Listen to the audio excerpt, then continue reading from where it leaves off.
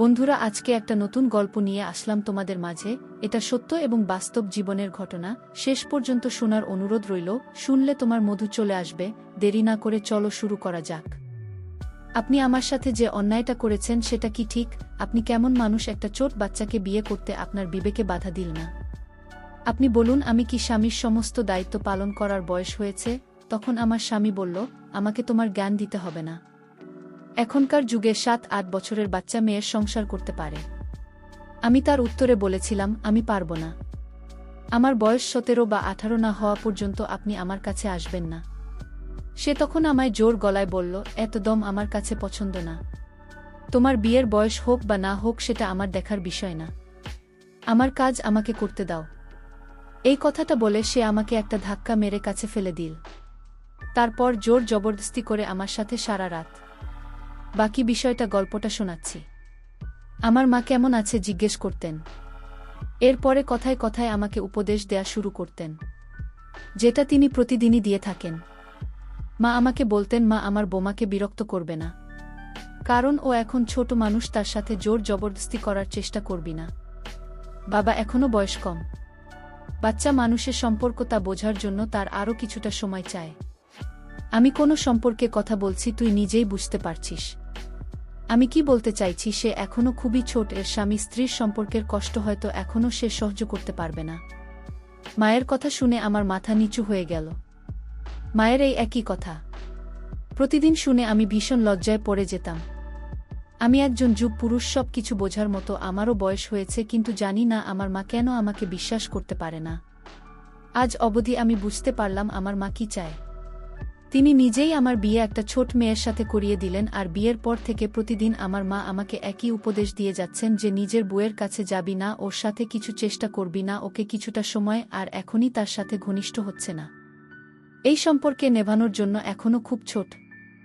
মায়ের এই কথাটা খুব অদ্ভুত লাগত যে মেয়ের বিয়ে হয়ে গেছে, যার বাড়ির লোকেরা তার বিদায় দিয়ে দিয়েছে, তাকে আমার মা এত ছোট প্রমাণ করত যেন সে কয়েক বছরের বাচ্চা মেয়ে।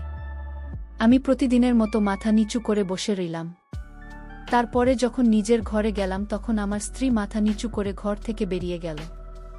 আমি কিছুটা অবাক হতাম। আমি ওর স্বামী, কোনো পরপুরুষ না, কিন্তু ও সবসময় আমাকে দেখে সংকুচিত হয়ে থাকত। যখনই আমি ঘরে ঢুকতাম তখনই ঘর থেকে বেরিয়ে যেত। হ্যাঁ, আমি মানছি ওর বয়স কম, কিন্তু এতটাও না যে ও আমার সাথে বসে দুইটা কথা বলতে পারবে না। আমি তো আর মায়ের কথা ছাড়া কিচ্ছু করব না। সে যাই বলে আমি তা ও মানতে রাজি আছি, কিন্তু ও তো ভুল করেও আমার সাথে কথা বলে না। আমার বউয়ের নাম ইভা মনি, ওর বয়স এখন 12 বছর, আমার বয়স 20। আমি মানছি ওর বয়স কম, কিন্তু আমিও কোনো অশিক্ষিত অসভ্য লোক না যে ওকে কোনো কষ্ট দেব। আমার স্ত্রী হওয়ার পরেও নিজেকে আমার সামনে লুকিয়ে রাখতে এখন আমার মায়ের উপরে রাগ হচ্ছিল। এই সব কিছু আমার মায়ের কারণেই হয়েছে। তার প্রতিদিনের দেওয়া উপদেশ আমার বোনের মাথা খারাপ করে দিয়েছে, আর মায়ের উপদেশের কারণেও সবসময় আমার থেকে দূরে দূরে থাকত। মাঝে মাঝে আমার মনে হতো ইমামনি সত্যিই খুব অবুঝ মেয়ে, এসব ব্যাপারে কিছুই বোঝে না। আমি ওকে বিরক্ত করার চেষ্টা করতাম, তবু আমাকে দেখে খুব ঘাবড়ে যেত।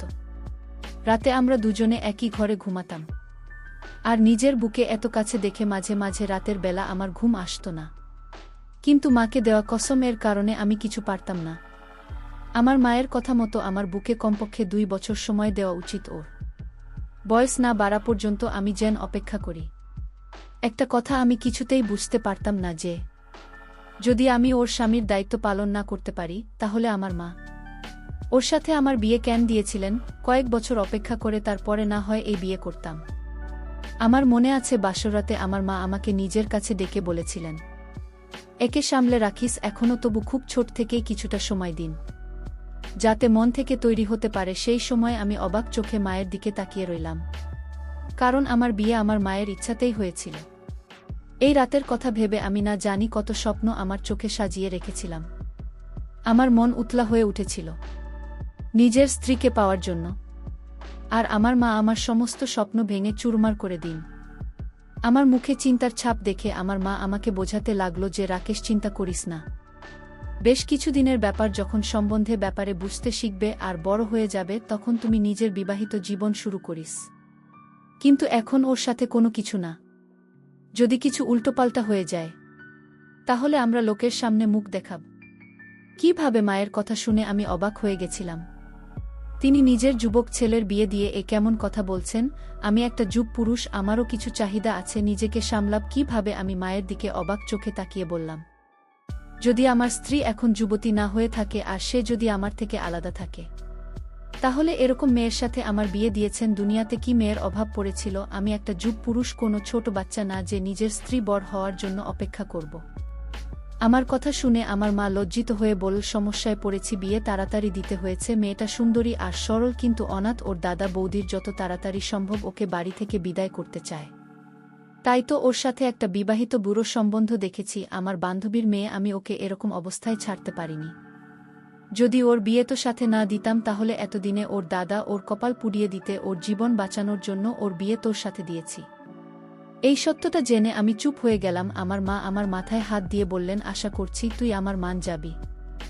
এখনই তুই তোর স্ত্রীকে কিছু করিস না, ওর থেকে দূরত্ব বানিয়ে থাকিস। মায়ের এরকম কথা শুনে আমার রাগ তো হয়েছিল, কিন্তু আমি তবু চুপ করে গেলাম। আমার মনে হয়েছিল যে আমি কোন ছোট মেয়েকে বিয়ে করেছি, কিন্তু যখন ঘরে গিয়ে বুকে দেখলাম তখন তো অবাক হয়ে গেলাম। অবশ্যই ওর বয়স কম ছিল, কিন্তু আমার কাছে মনে হয়েছিল সে যুক্তি ছিল। ওকে দেখে আমার হৃদয়ে বেইমান হয়ে উঠেছিল। কম বয়সী হওয়ার পরে ওকে দেখার মতো ছিল, এই কারণে ভালোভাবে আমার সাথে মানিয়ে যেত। কিন্তু আমি আমার মায়ের কথা মনে করে খুবই কষ্টে নিজেকে সামলে নিলাম। না হলে ইভা মনের সৌন্দর্য তো আমাকে পাগল করেছিল। আমি ওর পাশে বসেও খুব ভয় আছে বলে মনে হলো, তাই ওকে বললাম, চিন্তা করো না, আমি তোমার কোনো ক্ষতি করব না, আমাকে ভয় পাওয়ার দরকার নেই। আমি যখন ওর পাশে গিয়ে বসলাম তখন সে ভয়ে কাঁপছিল। আমি অনুভব করতে পারছি যে ওর চোখে জল এসে গেছে, ওর গোলাপি মুখ ভয়ের কারণে সাদা হয়ে গেছে।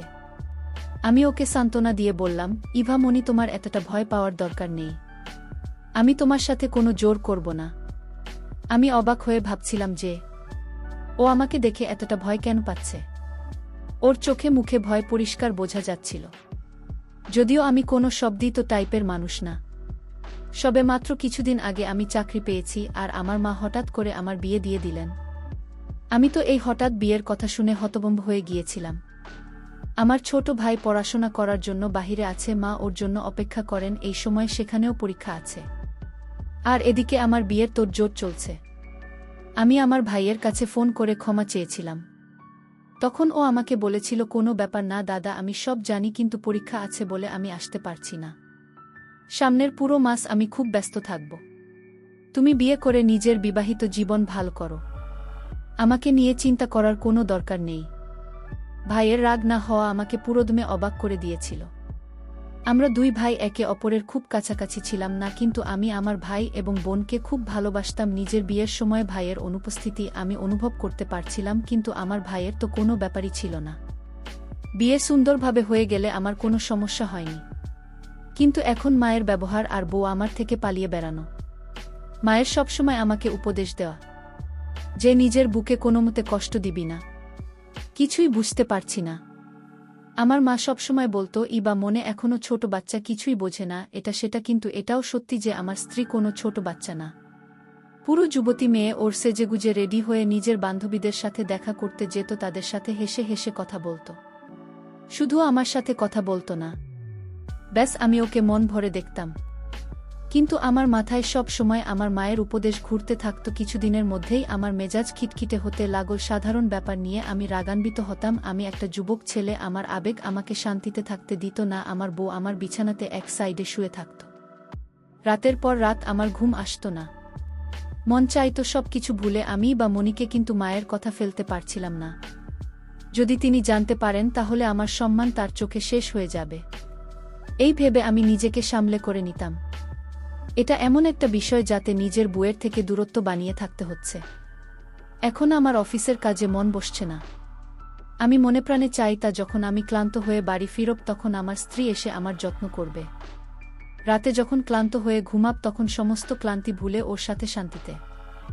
আমার মন চাইতো যখন সেজেগুজে রেডি হয় তখন আমি ওর প্রশংসা করি, ওর জন্য বিভিন্ন গিফট নিয়ে আসি। কিন্তু আমাদের মধ্যে এরকম কোনো সম্বন্ধই নেই।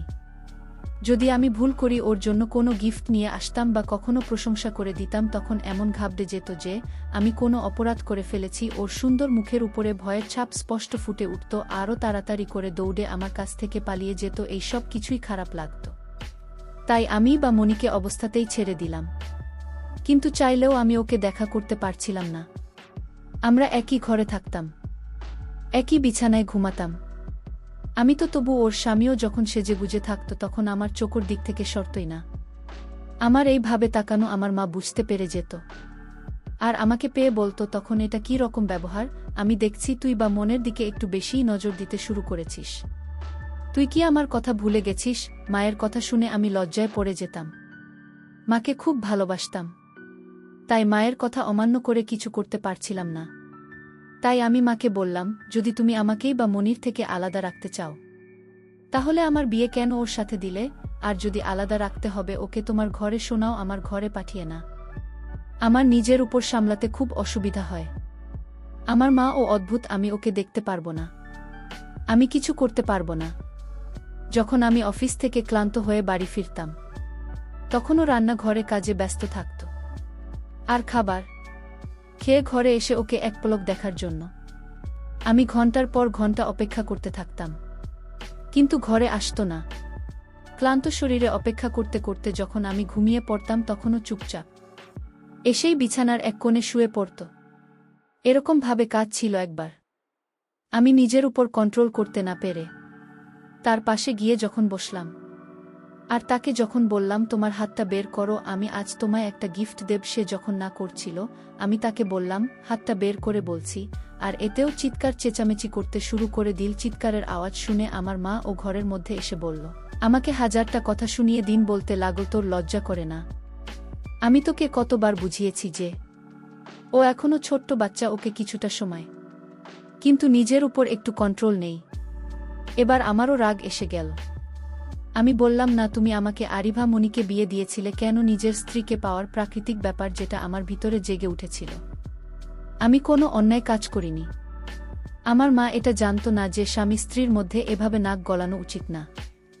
এই ব্যাপারটা আমাকে রাগিয়ে দিয়েছিল। আমি রাগান্বিত হয়ে আমি সিদ্ধান্ত নিলাম, আজ রাতে আমার কিছু করতে হবে। সে না চাইলেও আমি আজ আমার পাওনা আদায় করে নেব।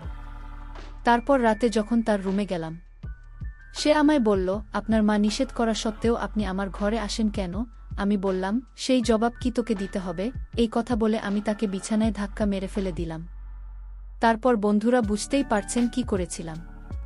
কিন্তু বন্ধুরা, আমি তা করে ভুল করেছিলাম, কারণ কিছুক্ষণ পর আমার স্ত্রী অজ্ঞান হয়ে পড়েছিল। তারপর তাকে হাসপাতালে নিয়ে গেলাম। কিছুদিন সে সুস্থ হবার পর তাকে বাড়িতে নিয়ে আসলাম। তারপর কিছুদিন পর আমি ইতালি চলে গেলাম।